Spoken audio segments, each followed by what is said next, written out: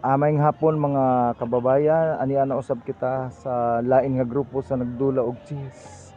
Karon diri mga banggiitan po ni sila ambot kung unsa nila ka banggiitan sa kuan sa unsay tawag ani sa cheese. Kuya, sa ngalan nimo? Ismadero. Sa apelyido nimo? Ismadero. Asa kadapit na nga seksyon? Ha? Ay sa patient. Grade 7 patient. Sa advisor nimo? Si Ma'am Ma'am Tin. Okay, si Ma'am Tin. Kasi English teacher nimo? Ma'am Bian. Si Ma'am Bian. Ikaw kuya, kasi sa apelyido nimo na? Karanzo. Taranzo. Unsay seksyon nimo? Sincere. Sincere. Sa English nimo nga teacher? Garzo. Si Ma'am Garson. Ikaw po na kung sa imong seksyon? Quezon. Quezon. Kasi advisor nimo? Ma'am Roa. Si Ma'am Roa. Grade 8 ka? O grade 8 ka. Unsa may favorito nimo nga subject? Science. Science. Kanong science man? Sada man. Ganahan lang kag science. Ikaw na kung sa favorito nga subject? Science yapon. Grabe mga gusto mo mag-scientist? Scientist. Inyong pabulihan ang atong mga scientist. Ikaw na kung sa imong ganahan nga subject, math. So gusto unsa may plano nimo sa kinabuhi sa maabot nga panahon? Gusto ka mahimong Marine. okay, gusto ka magmarine. Ikaw dai na unsa may imong what you want to become in the future? Gusto ka mahimong Sundalo. sundalo. Okay, sundalo ikaw. Unsa imong kanag? Ha? Scientist. Wow, mahimong ang scientist. So grabe ang iyong mga pangandol sa kinabuhi ba? Manghinaot ko nga buligan mo sa Ginoo mo nga sa inyong mga plano sa kinabuhi. So nganong nagkuan mo unsay naka-encourage sa inyo magdula mo og cheese? Para sa unsa man? Nganong magdula? Unsay inyong kuan nga magdula mo og cheese?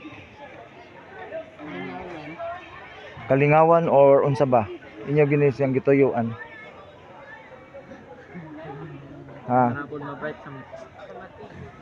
Analysis ba ang mag-analyze ba ang sa cheese, magdulag cheese? Yes. Singa cheese player? Yes. Okay. Analysis gyud mga kababayan kay tanawa ra ko ng unsay tawag ani? Unsa kani mga kani sa unsay tawag?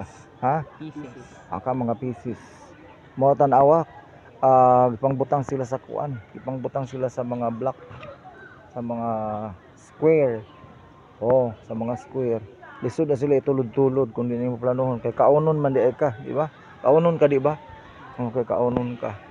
So mo ni sila mga kababayan, ang mga kabataan nga mahilig sa cheese. Ilang gigamit ang ilang mga free time sa pagdula kay di sila gusto nga maglatagaw.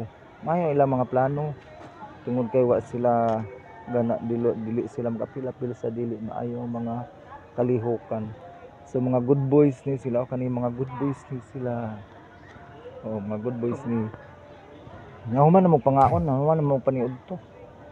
Ha? Naniud to na mo wala pa. Naniud ko na. Kanya niud to na dahil sila mga kababayan. So what time you will go home? Unya pa mo muli. Yes, alas 3. Okay, unya pa sila mga alas 3 mga kababayan manguli kay kuan pa kanang sa tawagan ni gadula pa sila. Nagdumot pa sila. Nagdumot. Buntagon man gunin sila mga kababayan kay mga grade 7 o grade 8 ang ilang mga grado. Kay ang ilang eskwelahan god nga ilang eskwelahan is kuan kanang duha ka sesyon buntagon og haponon, grade 7 grade 8 sa buntag og grade 9 grade 10 sa hapon. Kay kulang ang mga teachers og kulang pud ang classroom ani nga eskwelahan. So shout out sa atong government nga tabangan ang ilang eskwelahan nga maka put up og mga building kay aron pod dili na mabilar ang mga kabataan. Luoy sila magmata kay alas 6 na sila sa eskwelahan. Alas 6 na sila sa eskwelahan kay mag-start na ang klase. Luoy kay sila alas 6 ngadto sa alas 12:20 ang grade 7 o grade 8. So ang grade 9 o grade 10 Magsugod po sila sa 12:20 taman sa alas 6:30. So nga na ang sitwasyon diri mga kababayan. So magbabay nami sa inyo mga kababayan, mga kabataan. Congratulations sa inyo, anak. Congratulations sa inyo.